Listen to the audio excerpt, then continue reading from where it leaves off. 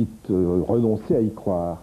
Mais il y a eu autre chose, c'est la découverte de ce qu'on appelle la neuropsychologie, c'est-à-dire le fait qu'il y a quand même dans le cerveau des zones qui ont des fonctions particulières, et en particulier au niveau du langage. Et il ne faut pas oublier que Freud a travaillé dans le domaine de l'aphasie, il a même écrit un livre sur l'aphasie. Par conséquent, il s'est intéressé à ces modèles qui décrivaient les fonctions du langage en rapport avec le cerveau. Si bien que quand il s'est lancé dans le traitement des névroses, disons dans la psychanalyse, il a repris un peu cette méthode. Et au fond, son appareil psychique, c'est un peu la reproduction par rapport à la vie psychique en général, de cette idée qu'on pouvait modéliser, construire une cartographie, disons par exemple pour les fonctions du langage.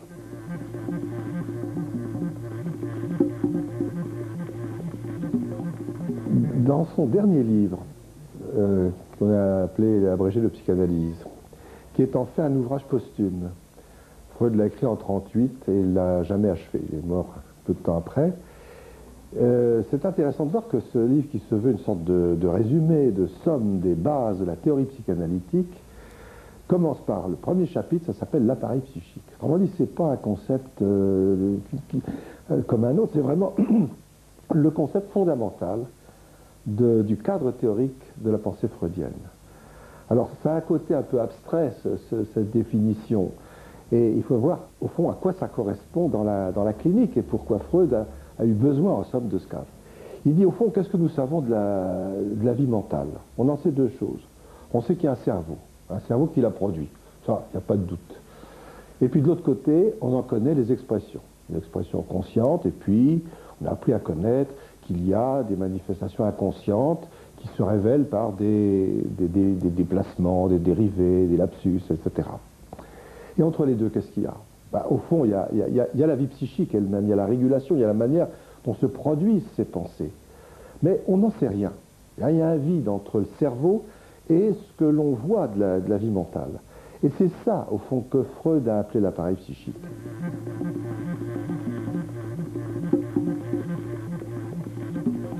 C'était juste le moment où on découvrait des éléments fondamentaux de l'anatomie cérébrale, c'est-à-dire le neurone, l'élément de base en quelque sorte du cerveau, de la structure du cerveau, et il a cru qu'il allait pouvoir mettre en rapport les neurones avec une sorte de théorie de la vie mentale. Donc, il a construit un modèle qu'il a appelé un modèle optique. Ce modèle optique, on le voit dans l'interprétation des rêves. C'est-à-dire que la question qu'il se pose à ce moment-là, c'est de dire comment est-ce que dans le rêve, les pensées qui nous occupent dans la journée réapparaissent dans le rêve. Comment est-ce qu'elles viennent? Alors il a conçu ça comme une sorte d'appareil, ce qu'il a appelé un appareil photographique ou un microscope. Alors ce modèle photographique, c'est au fond le premier modèle de l'appareil psychique.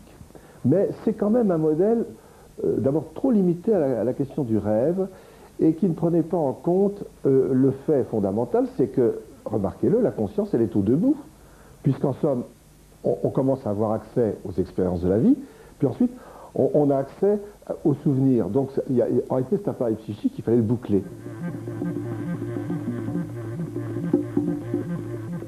Ce qu'on a appelé premier topic, c'est la distinction dans la vie mentale de l'inconscient, du préconscient et de l'accès à la conscience.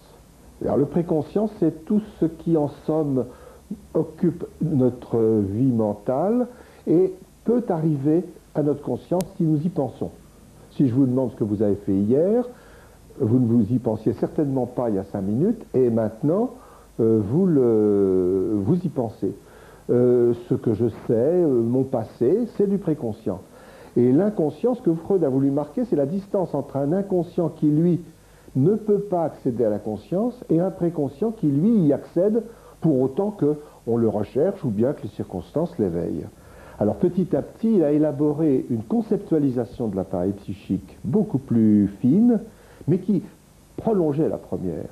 C'est-à-dire que c'était beaucoup plus en approfondissant la notion d'inconscient qu'il est arrivé à la définition de la distinction entre le moi, le ça et le surmoi. D'où la construction de l'appareil psychique, deuxième graphisme, si on peut dire, qui est cette vésicule, où on retrouve d'ailleurs, si on veut bien regarder, le premier modèle, parce qu'on retrouve la perception conscience tout en haut comme une petite vésicule, comme une sorte de deuil là, qui serait tourné vers l'extérieur, le préconscient en dessous, qui est donc ce stock accessible, et puis alors c'est l'inconscient qui se différencie avec cette notion qu'il y a un inconscient qui est lié au refoulement, qui est secondaire au refoulement.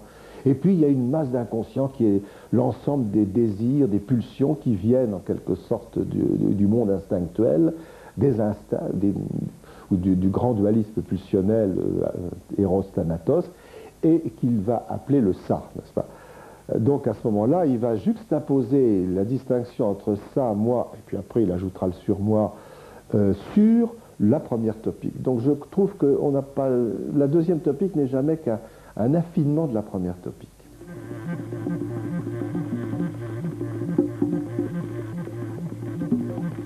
On peut d'ailleurs s'interroger sur cette position de la notion d'appareil psychique entre ce qu'on pourrait appeler la clinique, l'expérience quotidienne de la pensée, et le cerveau. Et au fond, se demander, mais est-ce qu'avec les progrès de ces 40 dernières années concernant la structure du cerveau, concernant même les localisations de certaines fonctions dans le cerveau, grâce aux techniques d'imagerie cérébrale, par exemple, est-ce qu'on ne pourrait pas rapprocher davantage l'appareil psychique freudien ou psychanalytique, plus généralement, et les conceptions actuelles du cerveau? Alors, il faut d'abord dire qu'au fond, même pour Freud, cette question restait parfaitement ouverte. Il a à nombreuses reprises bien montré que le rapport entre les structures cérébrales et les fonctions psychiques telles qu'ils s'étaient décrites dans l'appareil psychique était une question ouverte. Je ne suis pas sûr que notre connaissance du cerveau nous en dise beaucoup plus sur ces structures particulières que la psychanalyse nous fait voir, à savoir le ça, le moi, le surmoi. Parce que ce sont finalement des structures très complexes de la vie relationnelle et que je dirais qu'à la limite c'est tout le cerveau qui les fabrique et pas une zone particulière. Autrement dit, ce que nous savons du cerveau maintenant nous en apprend beaucoup sur les mécanismes élémentaires de la vie psychique, mais pas sur ces grandes fonctions qui régulent notre vie affective et notre vie relationnelle et pour lesquelles l'appareil psychique psychanalytique a été construit.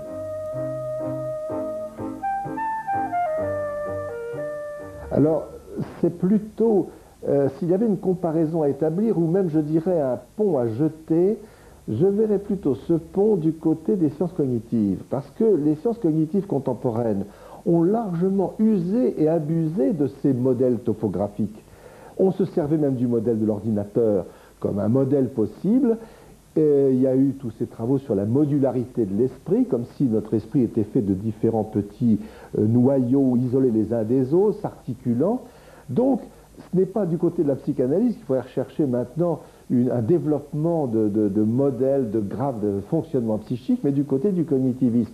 Seulement, la différence principale, c'est que la perspective cognitiviste porte essentiellement sur le traitement de l'information, de la connaissance, alors que les modèles psychanalytiques portent sur le désir, sur l'énergie psychique, sur la volonté en quelque sorte qui s'exerce en nous de relation avec autrui.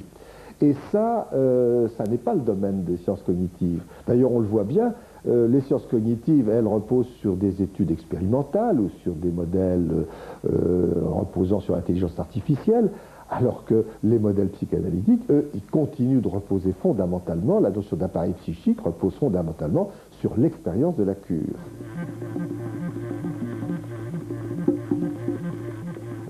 De plus en plus, la psychanalyse s'est orientée vers l'idée que la connaissance d'autrui repose sur un échange intime des pensées d'autrui et de soi. La notion de contre-transfert, d'empathie, sont des idées qui ont pris de plus en plus d'importance dans la pensée psychanalytique. Et on peut dire qu'actuellement, la plupart des psychanalystes conçoivent la cure comme une véritable pensée à deux, de création psychique en quelque sorte, où deux esprits sont amenés à travailler l'un avec l'autre, l'un fait penser l'autre en quelque sorte.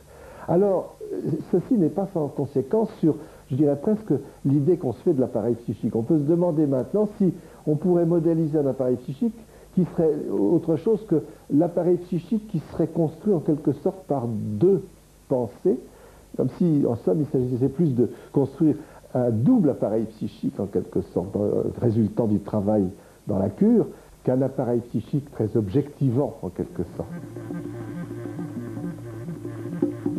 Tout ce que l'on sait de l'appareil psychique freudien, eh bien, ça se situe, si vous voulez, dans une mouvance, comme ça, entre la prise en compte de ce qu'est la relation propre à l'autre que constitue la psychanalyse, et puis, malgré tout, une prise en compte de ce que c'est que la vie psychique et le cerveau qui est derrière. Parce qu'on ne peut pas oublier que, et ceci c'est vrai en particulier lorsqu'on pense à la thérapie, au traitement psychanalytique, que nous avons à prendre en compte aussi la manière dont nous pouvons maintenant agir directement sur le cerveau, en particulier par les médicaments.